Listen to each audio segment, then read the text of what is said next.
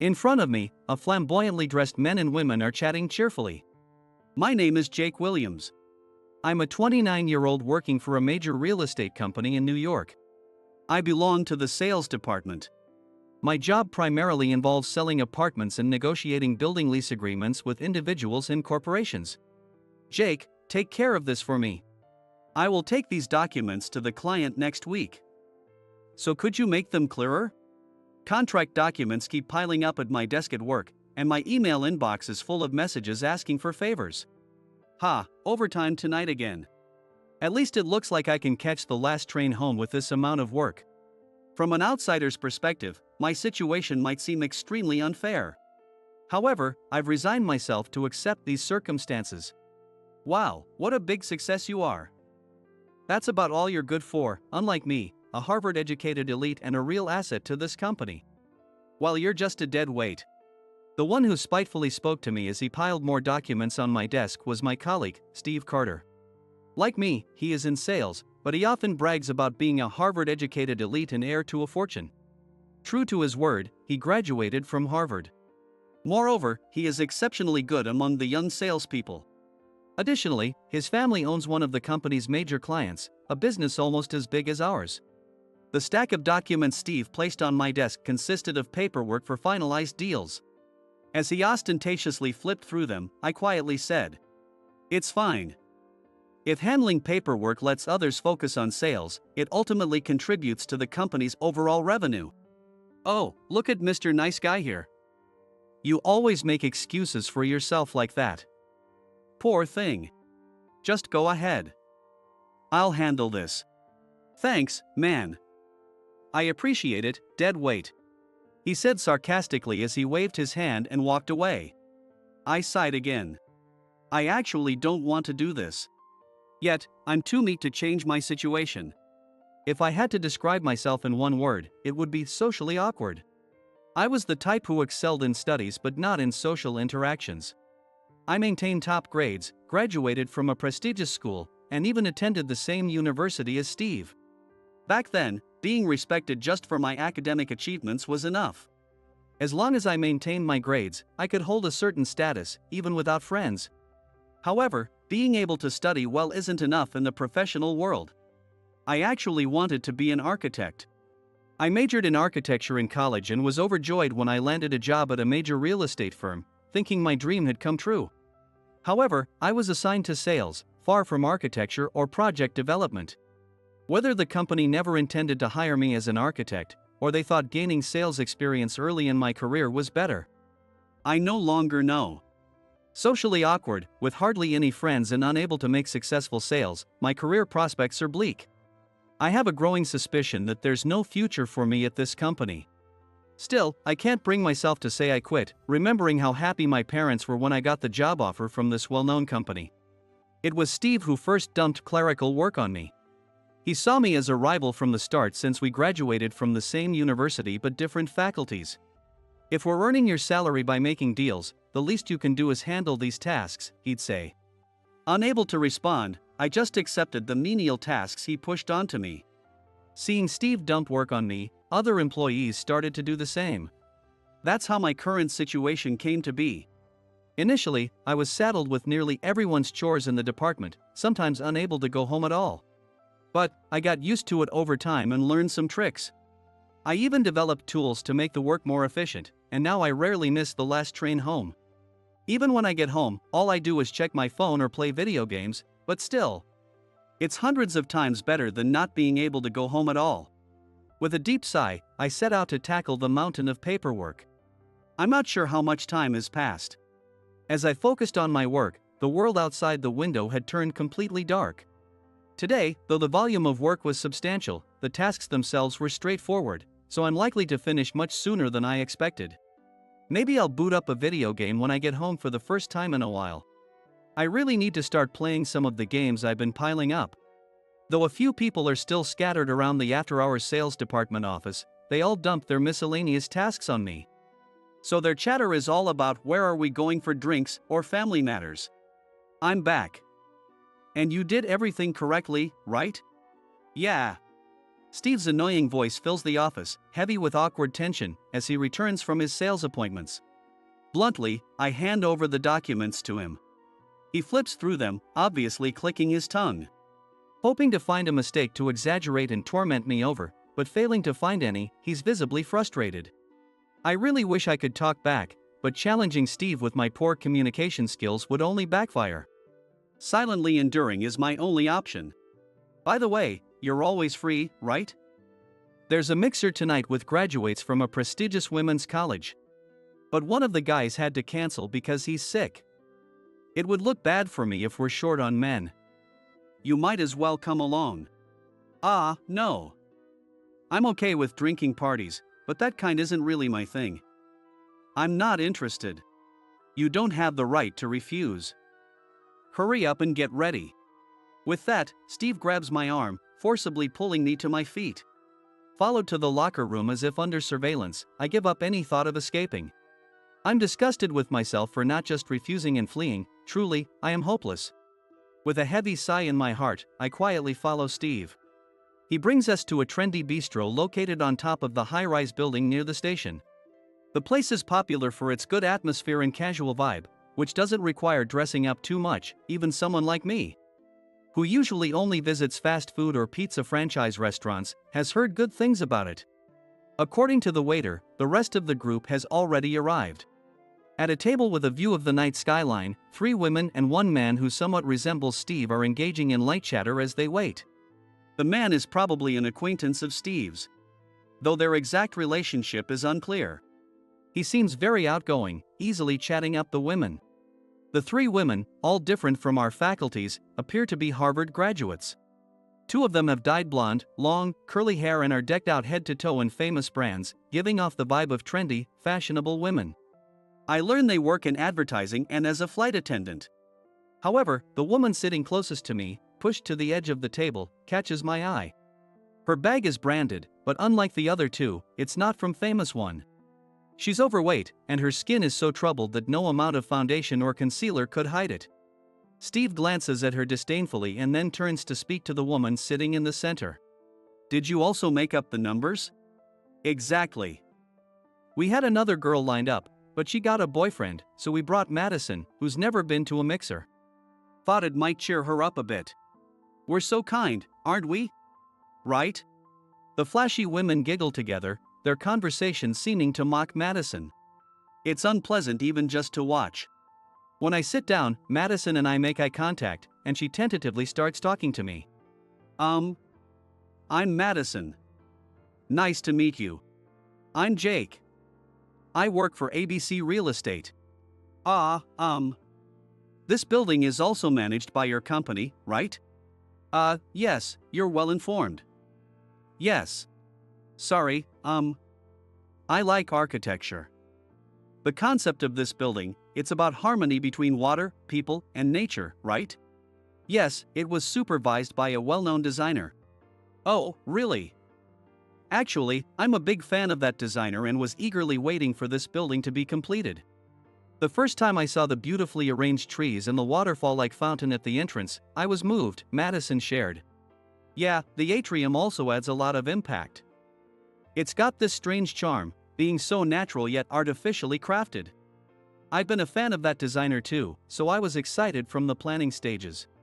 I really put my heart into it when I got involved in the sales of this building, I replied. This building was one of the rare projects where I was able to be proactive. Feeling inspired right from the planning stage, I naturally poured passion into the sales activities. Usually struggling at the bottom, my performance during that period surprised everyone as I climbed to the top ranks. Initially, our conversation was awkward, but as we delved into topics we were passionate about, we found ourselves smoothly engaged in conversation. After enjoying a pleasant talk for a while, I made up my mind to suggest something to Madison and started to speak. Excuse me. She started at almost the same time. Our voices overlapped, creating a moment of awkwardness tinged with embarrassment. Oh, sorry, please, Jake, you go ahead, Madison insisted. No, please, Madison, you first, I responded. We both ended up saying nearly the same thing at almost the same time again. It made us laugh, our timing syncing even in our amusement. I'll go first then. If it's okay with you, could we exchange phone numbers? She asked. Of course. Are you sure? I eagerly replied. Yes.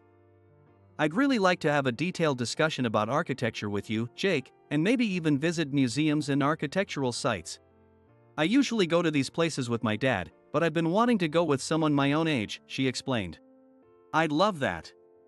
How about we go to a museum next time? There's a limited time exhibition on contemporary architecture happening right now. I suggested. Oh. I've been wanting to go there too. Definitely. Madison agreed. We both pulled out our phones and opened our messaging apps to add each other as contacts. We tried to scan the QR codes, but wasn't it possible to get to the screen from here? I wondered aloud. I thought so too. Madison seemed puzzled. Both of us struggled with the app.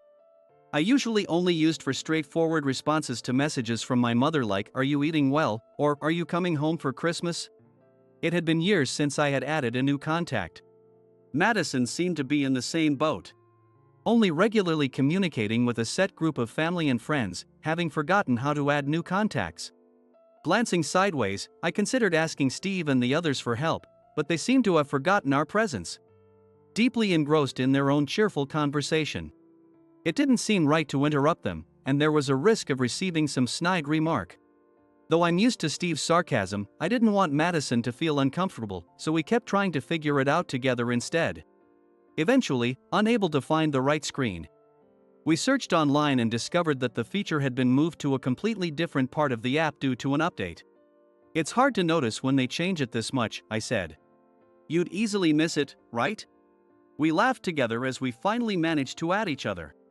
Madison's profile icon was a monster character from a children's cartoon popular when I was young.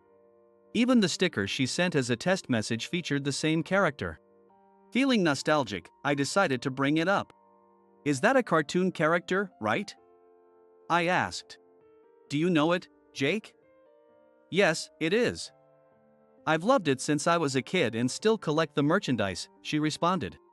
I liked it too. Even now as an adult, if I see some toys, I can't help buying it. I live alone away from home now. But I have a collection of that merchandise displayed on my TV stand, I shared. They're really cute. Oh, by the way, what were you going to say earlier? She inquired. Oh, that thing I started to say earlier? I clarified. Yes. Well, I was going to ask if we could exchange contact information too, so I guess my point is already covered.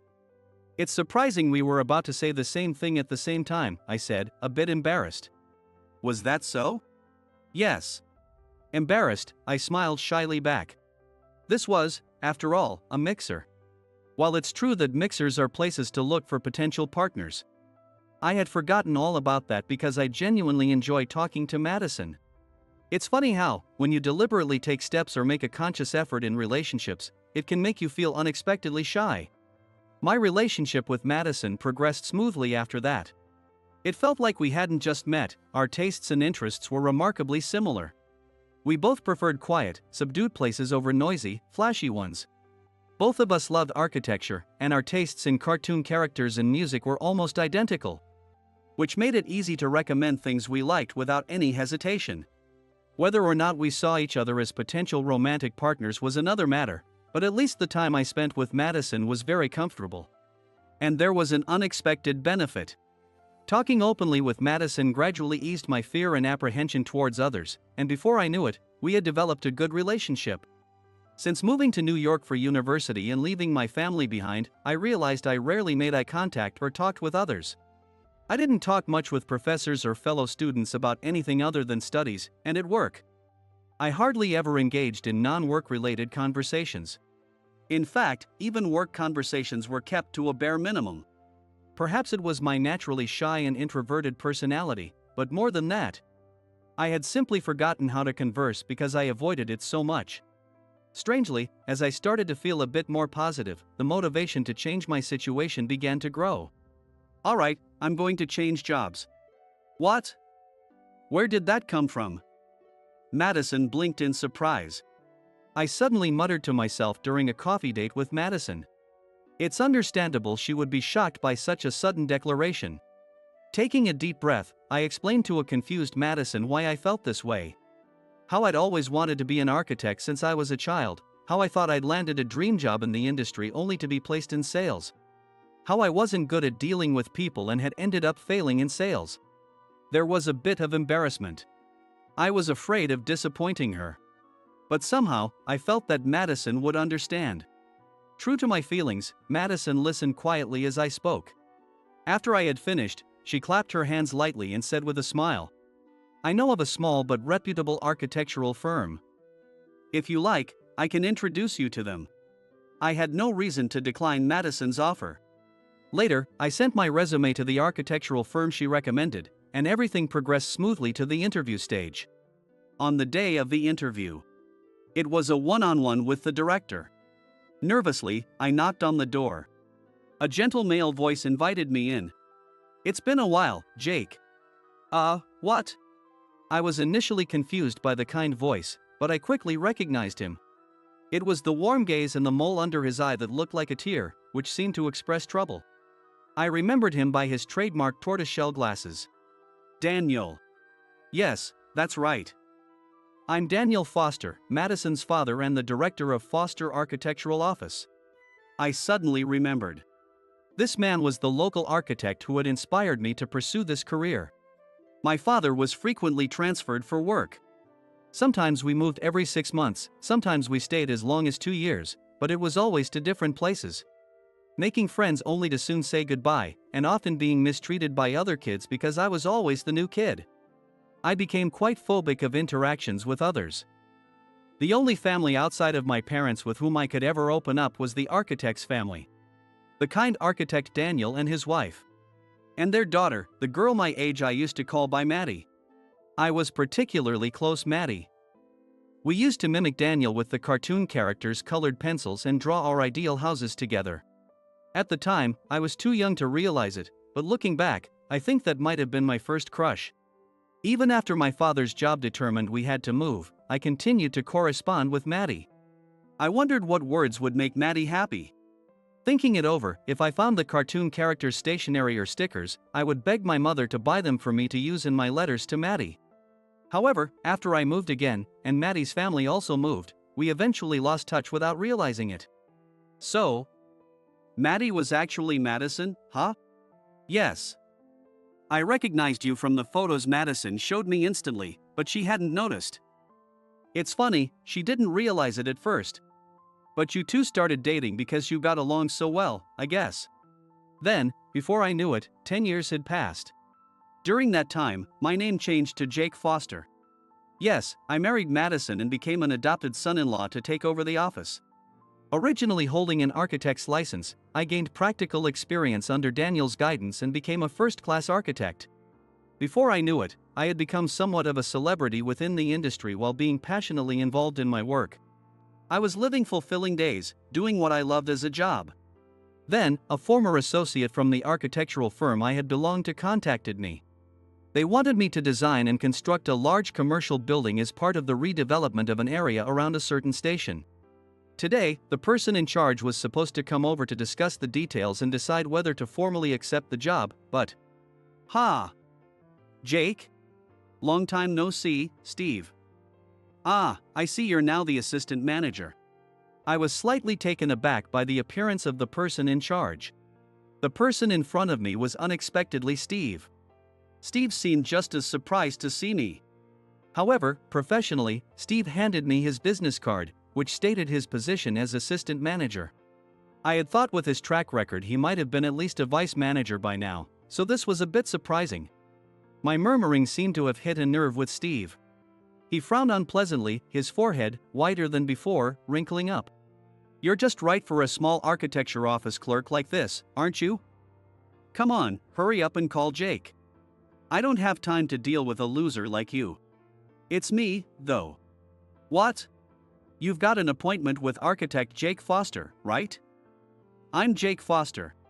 "What? You were Williams, weren't you?" "I took my wife's surname when we got married." "I'm now a Foster." "What? There's no woman who chooses a loser like you." I did choose him. I'm the one who chose him. Steve's face froze in shock as a beautiful woman suddenly joined the conversation. Her long, straight black hair, elegant attire, makeup that wasn't flashy but enhanced the quality of her features. Even without familial bias, she was indeed very beautiful. Madison, have you finished putting the kids to bed? Yes, they went to sleep easily today. I had just put them to bed and was about to take a break when I heard some disturbing conversation and came to see what was happening. Sorry for being noisy. It's okay, you can go rest in the back, Madison. No, I have something to say. Madison looked at Steve with a sharp gaze, as if pinning him down. Caught off guard, Steve flinched under her stare. It's been a long time, Steve. Have we met before? Don't you remember? I suppose not. You didn't seem to notice me at all. Steve appeared confused by Madison's words. With a sigh, Madison continued. There was a mixer you forcefully brought Jake to. I was there too. What? Why? I've heard about it. You got dumped harshly by both of them afterward, didn't you? You've heard about it? Yes, those two were my best friends during my college years. You mean, you were that plain, overweight girl back then? Steve asked with a tremor in his voice, to which Madison agreed. Steve, in disbelief, examined Madison from head to toe, as if trying to reconcile her current appearance with his memory. No, you're like a completely different person. No, it's really me. No mistake, Madison confirmed. But, the girl who was there at the time was really awful. Her hair was a mess, her skin was terrible, and her figure. She looked like she was just there to make the other two stand out, didn't she? Yes, that's right.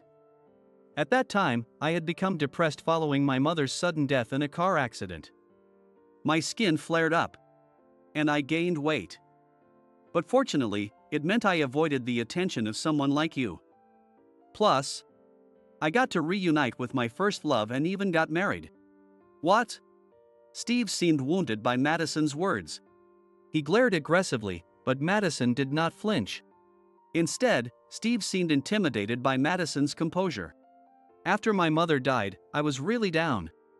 And my two friends thought that maybe a new encounter could cheer me up, so they invited me to that mixer. At that mixer, I coincidentally reunited with Jake, my childhood friend, and well, it turned out to be really good.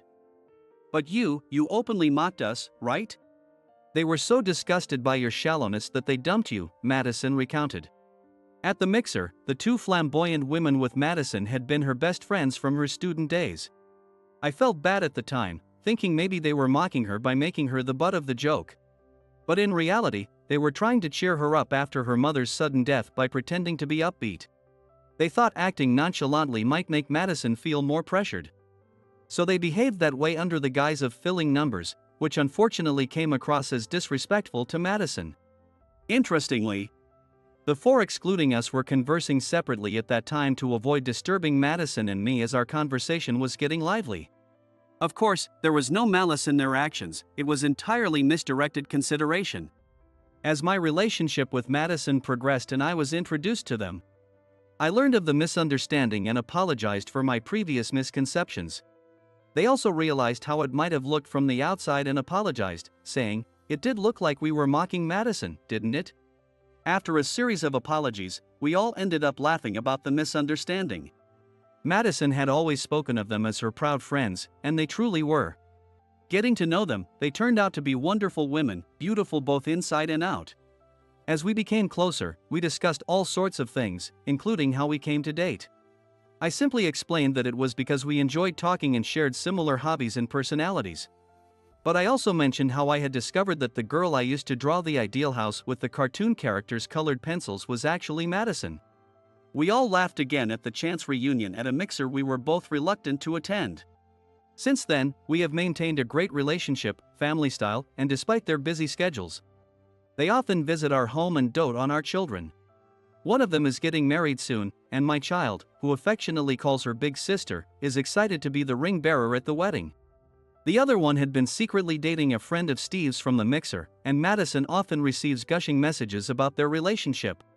Interestingly, despite his frivolous demeanor, this man turned out to be a considerate and kind person, unlike Steve. In other words, Steve was the only true clown at that mixer. And still unaware of it, he continues to look down on others, beyond redemption. Well, even if we hadn't spoken up back then, they might have seen through you eventually. Those two have a terrifyingly good judgment of character. I mentioned. That's true. They are my proud friends, after all. So, what is this? Both of you teaming up for revenge? No, not at all. I just had something I wanted to say because you were still trying to belittle Jake. Madison stated boldly. Steve, unable to respond and looking frustrated, watched Madison. I decided it was time to move on to the main topic and prompt him to leave.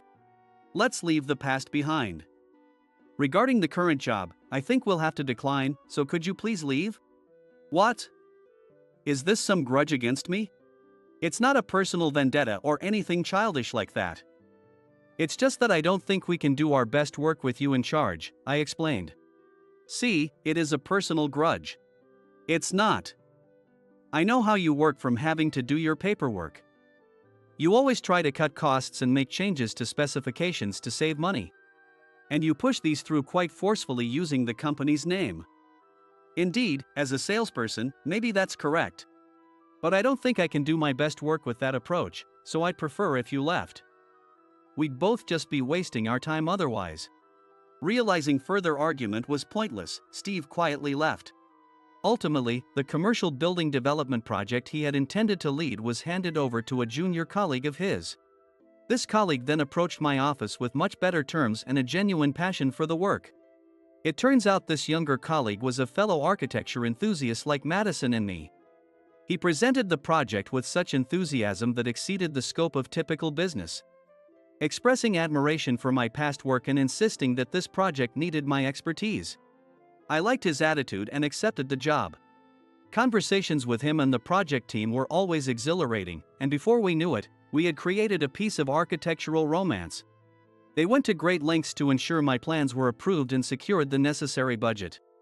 Thus, we spent busy yet fulfilling days, and the project concluded with great success. Due to this project, the younger colleague was promoted, while Steve, edged out in the form his junior colleague took over. Found himself in an awkward position within the company. When I was at that company, Steve had been celebrated as a star of the sales department, but as times changed, his methods became less acceptable to clients. His sales performance is now average at best. He had been overtaken in both sales and promotions by his junior colleagues, and I heard he remains single despite some relationships. Struggling to make the commitment to marriage. His once admired title of young ace of the sales department at a major company helped him in his younger days, but as he aged, his unappealing personality and declining looks gradually made him less attractive. Though the marriage market might still hold some potential for him, his high pride seems to prevent him from engaging in serious efforts to find a partner. His family's large enterprise officially chose his older brother as the successor. Originally, his father had intended to pass the mantle to his elder son, but Steve had tried to prove himself worthy by excelling at the company. However, as earlier mentioned, it ended with his brother taking over, leaving Steve without a place both in his company and family home. Unable to create a haven called home for himself. While I do feel a bit sorry for him, well, he's now just someone I used to know. Comparing oneself with others. Belittling others. Taking the high ground are perhaps primal instincts of social animals, but acting solely on instinct is no different from a beast. Respecting others and being kind. While these may seem basic, people like Steve who cannot do so are certainly out there. Hopefully, they will eventually realize this on their own.